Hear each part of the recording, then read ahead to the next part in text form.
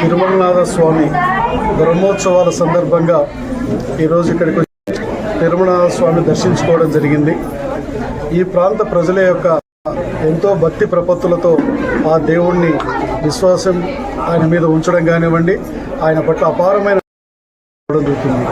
ప్రతి సంవత్సరం కూడా ఆలయ కమిటీ సభ్యులు చక్కటి ఏర్పాట్లు ఈ దేవుని యొక్క కార్యక్రమాల క్రింద సంస్కృతి కార్యక్రమాలు కానివ్వండి, ఎడ్ల పందాలు కానివ్వండి, దాదాపు 3 రోజులు ఈ యొక్క తిరునాళ్ళ పండుగ జరుగుతూ ఉంది.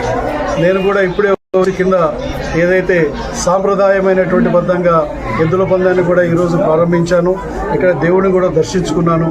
దాదాపు కూడా ఇక్కడికి వస్తూ ఉన్నాను.